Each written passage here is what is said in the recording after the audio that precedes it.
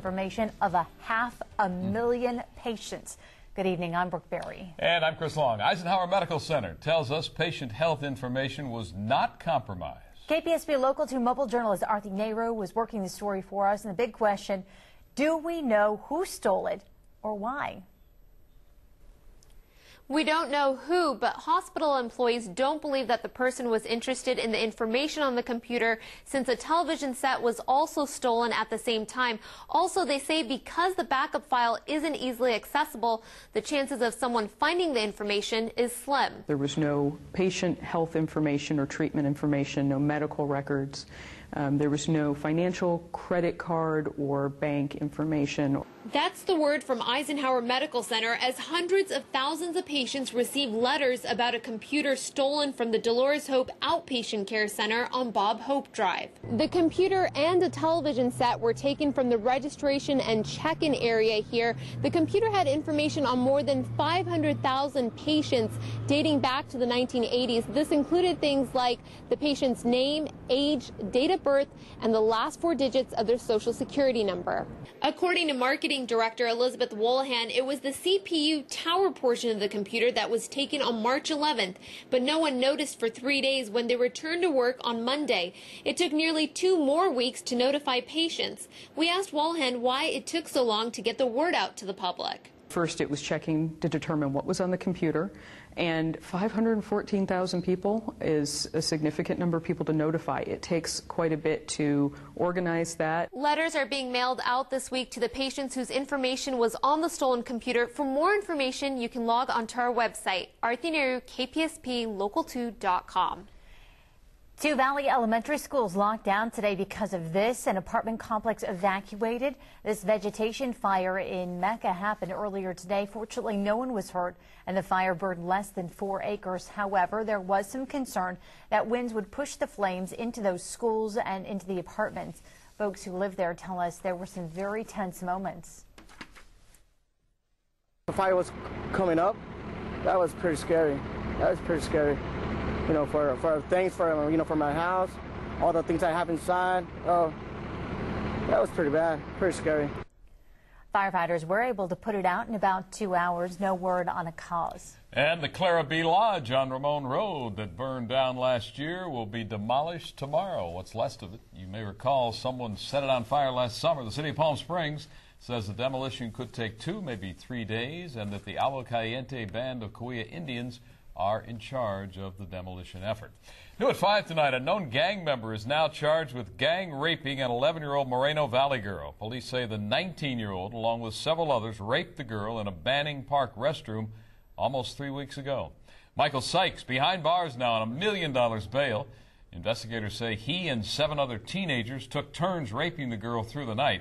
Those other 7 were arrested. None are 18 years of age yet.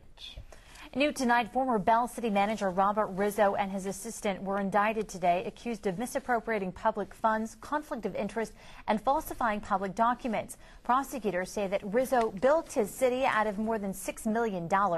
He was earning up to $1.5 million a year in a city roughly the size of Cathedral City.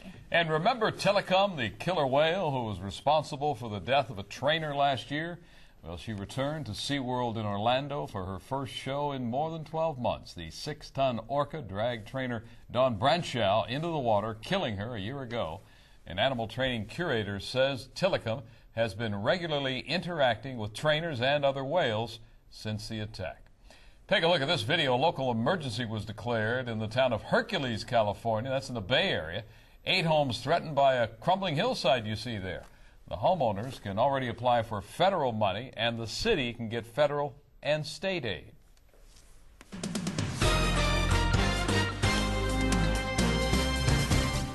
Spring has only just begun, but we are seeing more like summer temperatures. Highs today into the 90s, mostly clear skies, just a little hint of cloud cover that is sticking around. And we will have your complete forecast, including a look at just how warm it was today and how much hotter. And that's the key word, folks, hotter it will be tomorrow. There are some hot temperatures in your forecast. I'll show them to you in just a moment.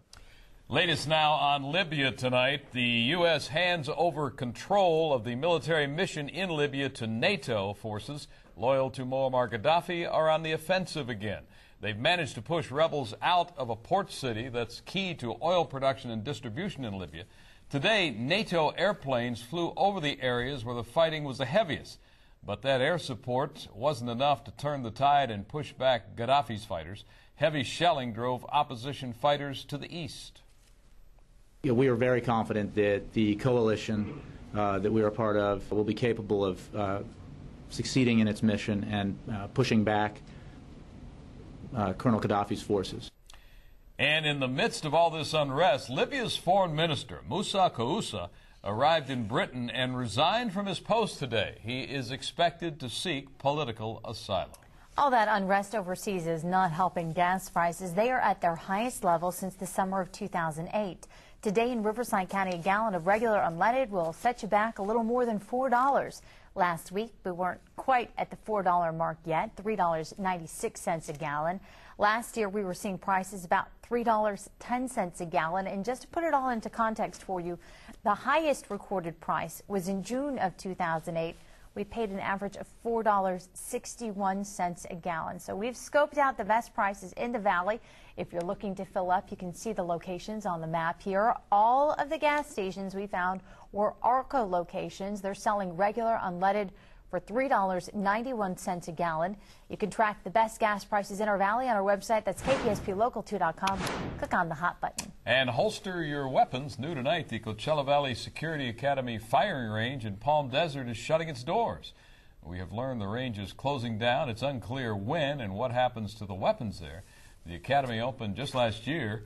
That the business park at the academy is located in, people there tell us they're taking legal action against the academy for not making payments.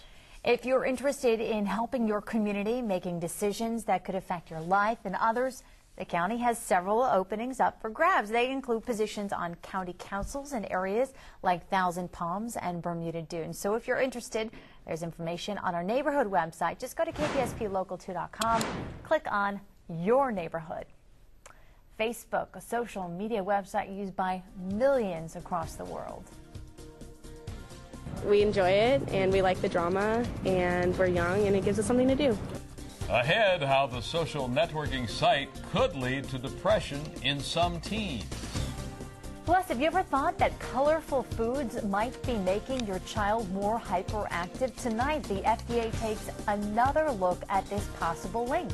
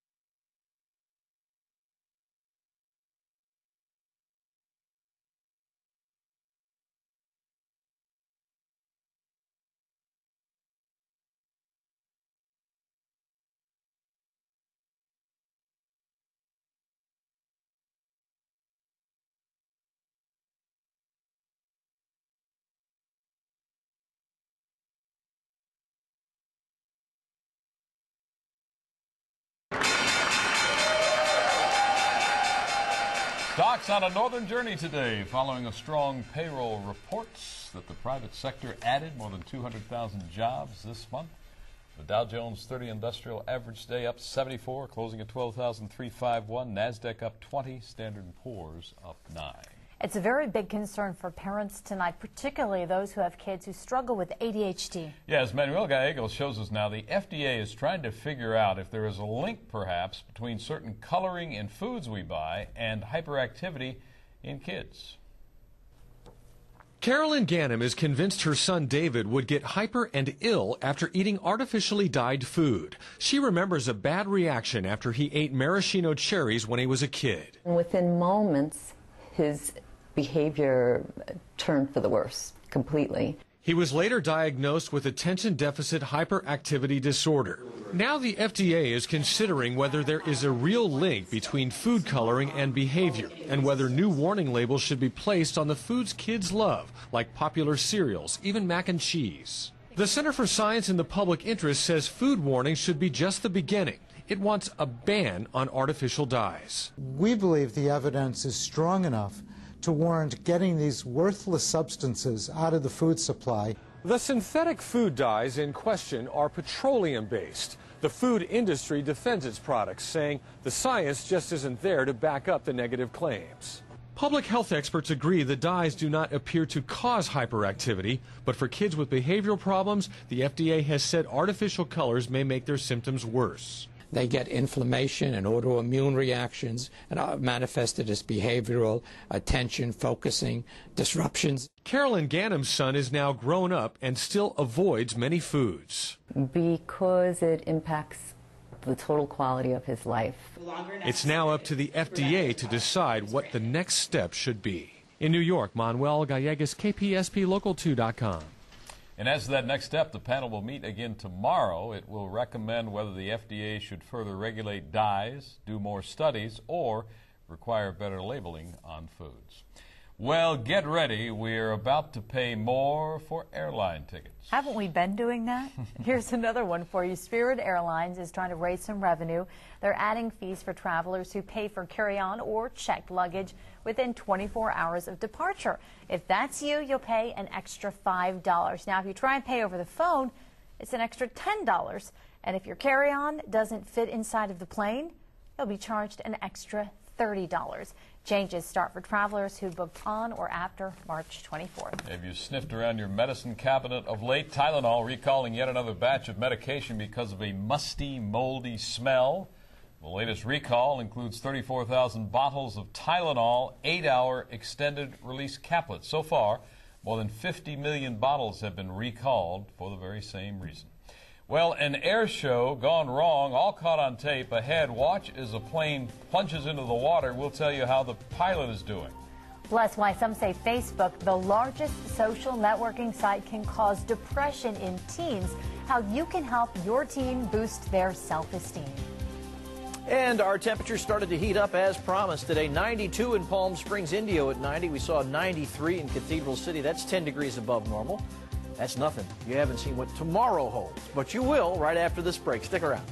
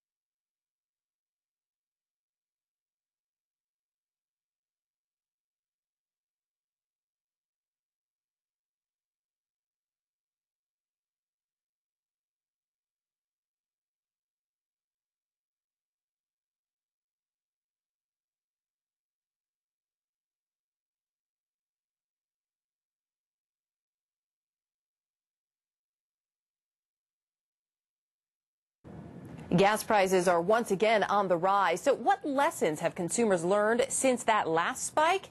Here's a hint. Just take a look at what we're driving. That and more tonight on the CBS Evening News. Correction to an earlier report we had tonight, the Moreno Valley gang member charged with sex assault is actually involved in a gang rape in a park in Moreno Valley, not, as we reported earlier, in Banning. Michael Sykes is behind bars, $1 million bail. Investigators say he and 7 other teens took turns raping a young girl at Victoriano Park in Moreno Valley. Again, not in Banning. Watch this. A plane misses a runway at an air show in Florida, all caught on tape. Wow. The pilot radioed that he was having mechanical problems. I guess he was, before the plane slammed into the water. The pilot and passengers on board all survived the crash, though. They later said they brought the plane down in the water to avoid hitting anyone along the seawall watching that air show. Wow, quick decisions made to save lives, and unbelievably, they actually managed to save their own. Not a seaplane. Wish we'd had one, I guess. Clearly not. Clearly not. We won't need one of those either, not for a while. No rain in our forecast. Lots of sunshine, and I hope you guys are prepared for early summer temperatures. Sounds like it. Going to have to be. Right. Yeah, well, whether you're prepared or not, they're coming. You giving us a choice? No, I'm not, as a matter of fact. Well, you could stay inside. Mostly clear skies right now. Some high, thin clouds down along the southern tier of the California-Mexico border. Then you work your way on up into the Los Angeles area. Some partly cloudy skies, but here at home, very clear. A little bit of cloud cover lingering along the tops of our mountains. A weak disturbance. This is a little trough that's kind of captured underneath the area of high pressure. It's going to slip on through. Some partly cloudy skies off and on tonight. Very pleasant today with mostly sunny skies. High, thin cloud cover in our numbers. I showed you up to 92 in Palm Springs. We've backed off by a degree. Winds are out of the south at 7. And anytime we get a southerly breeze, that southerly component tends to boost our temperatures. Very dry. Humidity is low. In Rancho Mirage, we're at 91 degrees. Winds are out of the west, but light at 4 miles per hour, and humidity at 12%. Palm Desert, 72. No, it's 92. That's a typo on my part. 92 degrees, so quite warm, holding on to that heat of the day. The area of high pressure that's trying to build in here has done a nice job of raising our temperature. It's also done a very good job of shunting any moisture or storm systems up to the north. You can see the cloud pattern here, the banding up to the north of this area of high pressure really gives you the edge of this dome of high pressure. It's pretty far to the north, and that means that everything that would either tend to bring us more in the way of clouds or cooler weather is being circulated well up to our north. Tonight, we expect to be very mild, quite warm. Even at the 8 o'clock hour, we're still going to be in the 80s.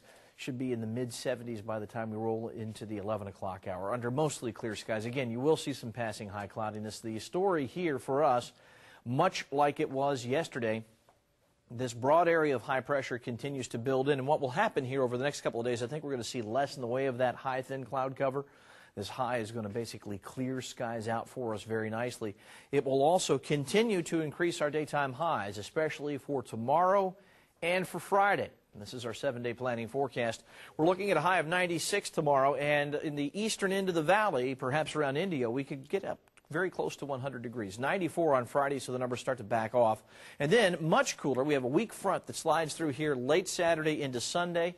We're going to see an 87-degree reading on Saturday, but as we move into Sunday, we're going to be in the lower 80s, and we are going to stay in those middle 80s, which is actually right about normal. 84, 85 degrees, that is very close to our seasonal normals. That's where we're supposed to be. But we do have a little warm spell to contend with tomorrow and Friday.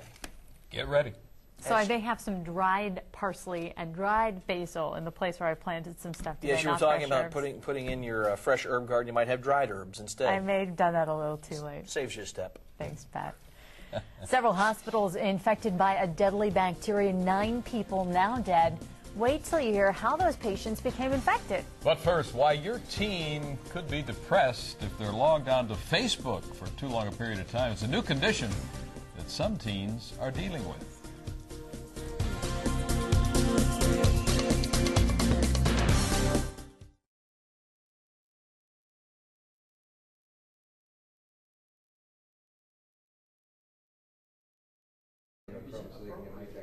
Test 321. Being a teenager today is tough enough as it is. They call it Facebook depression. Quit crying, go outside and play. Yeah, exactly. Yeah. The American Academy of Pediatrics calls it Facebook depression, a new condition affecting troubled teens who obsess Troubled teens who obsess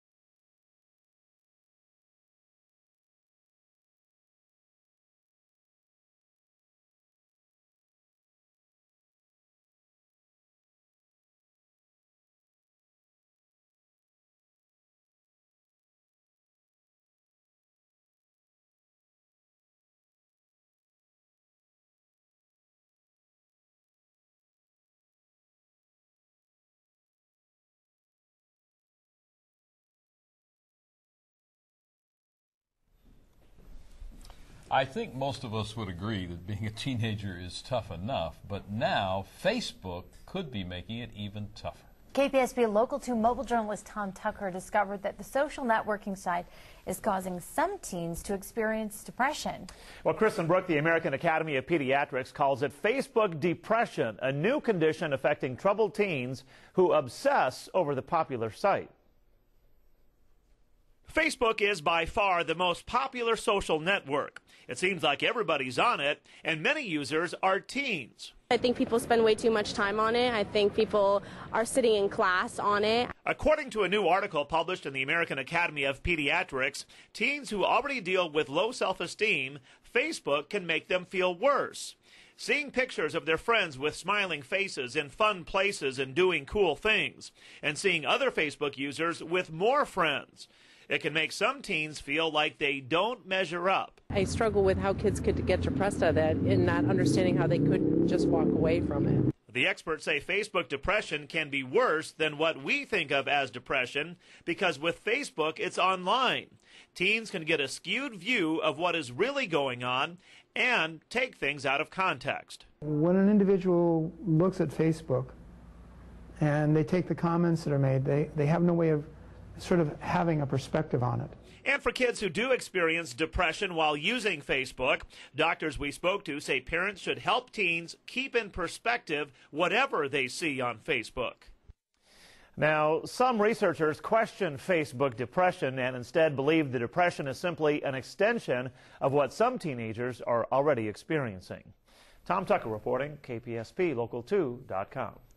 9 patients are dead in Alabama hospitals, possibly killed by contaminated IV bags. We're told that a total of 19 patients were infected with the bacteria traced to those IV bags.